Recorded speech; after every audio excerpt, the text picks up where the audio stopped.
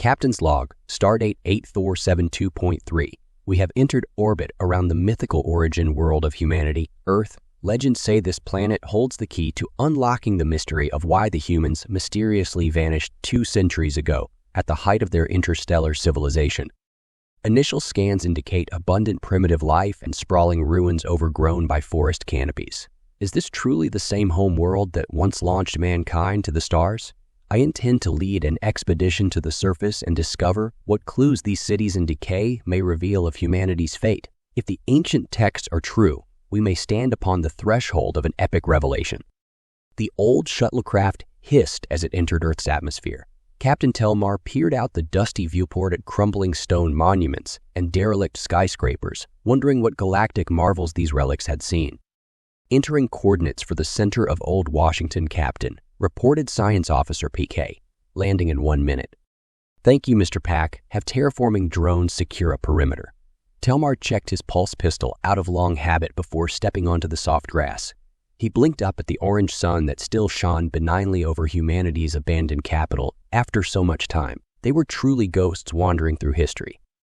Fan out in teams, Telmar ordered the mix of species who had volunteered for this perilous assignment. Record anything of note, but do not touch or remove artifacts without my authorization. They moved between imposing buildings of marble and granite, scanning ancient computer banks and deciphering curious symbols. Puck pried open a long metal box to reveal rows of decaying paper books. These are actual non-digital manuscripts, the science officer exclaimed. This culture relied on dead tree artifacts for data storage. It seems humans were behind other species technologically during their early space age, mused Security Chief Tevessa, flipping through crumbling pages with her lower hands.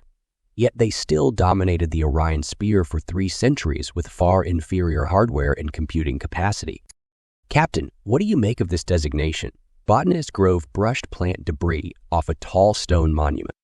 Telmar came closer to look at intricate symbols titled Martin Luther King. He had seen other such memorials similarly labeled across the city, as well as a towering obelisk that bore the exotic name Washington.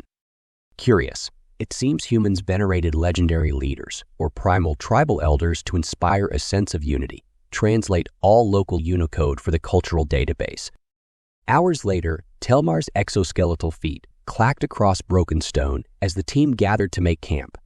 Report all findings, he rasped, thorax plates flaring in anticipation. More relics suggesting human religion focused on mythical deities and living prophets walking among tribes. Tevessa observed. Pre-space flight humans were intensely preoccupied with beauty and emotional experiences, judging by prevalence of art and entertainment artifacts added in sign tracks. True, but crude compared to our interstellar aesthetic heights, Pack muttered, and the scientific labs and archives. Telmar asked pointedly. The science officer clacked his mandibles. Regretfully, all data cores and power grids are long entered. We cannot access main human archives without location codes for off-world cloud data facilities. The team fell quiet, contemplating millennia of lost secrets surrounding humanity's demise. Were they not now just primitives sifting through the dust?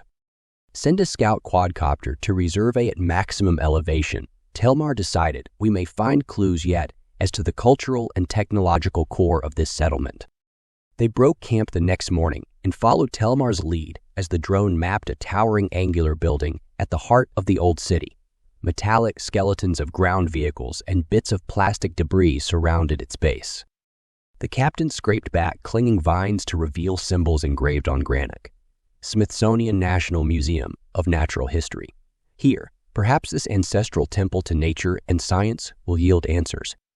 They descended marble steps and echoing halls filled with even more exotic artifacts and dioramas. Grove traced delicate fingers over a winged replica skeleton titled Quetzalcoatlus Northropi.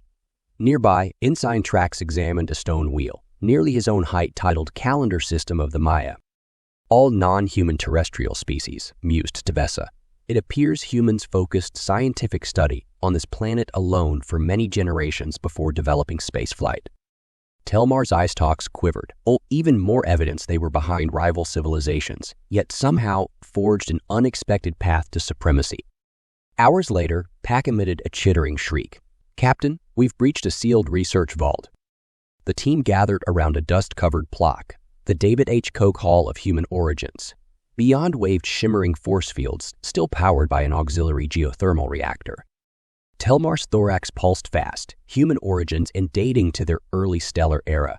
By the hive, we must delve deeper. He extended an override appendage from his utility belt and tapped the ancient code. The field flickered and went dark.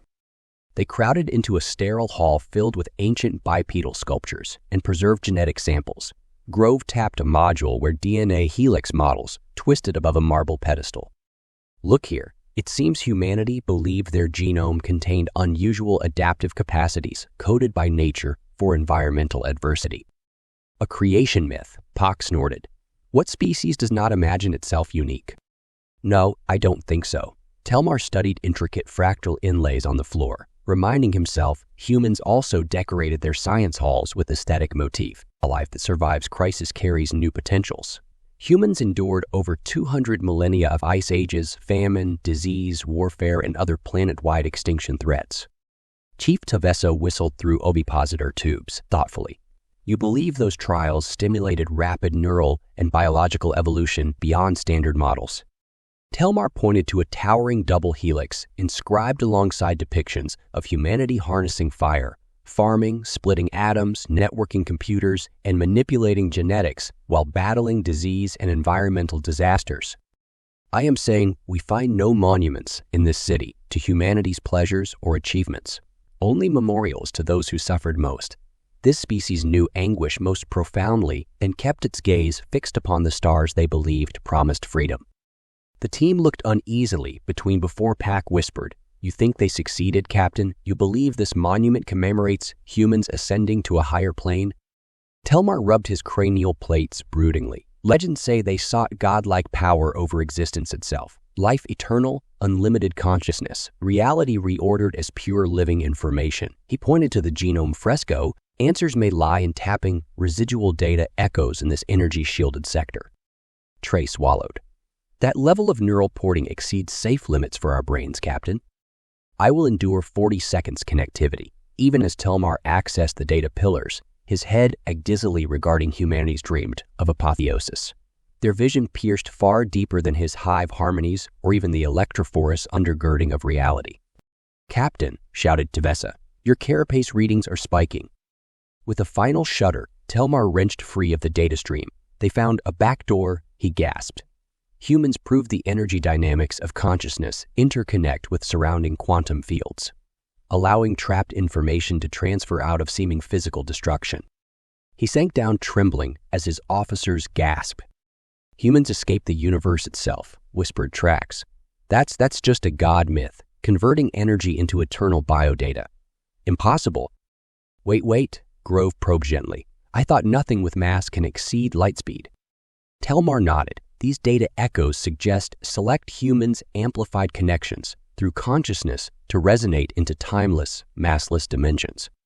Hexvessa gave an alarmed whistle. Humans dissolve their mortal existence to transform into pure living information. "I cannot yet fully articulate this revelation." Telmar sighed, other than to say humans forged a migratory path outside physical limits through pure focused consciousness. The deepest reality landscape responds to subjective patterns.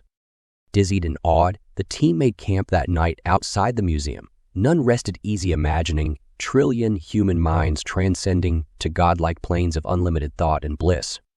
Captain Telmar watched staff raise the galactic banner alongside old Earth's tattered flag, wishing these two lost children of time could share all they had discovered. That now, after 2 quiet centuries, friendships might continue. "Do you suppose they still watch over us out there among those stars?" Grove whispered.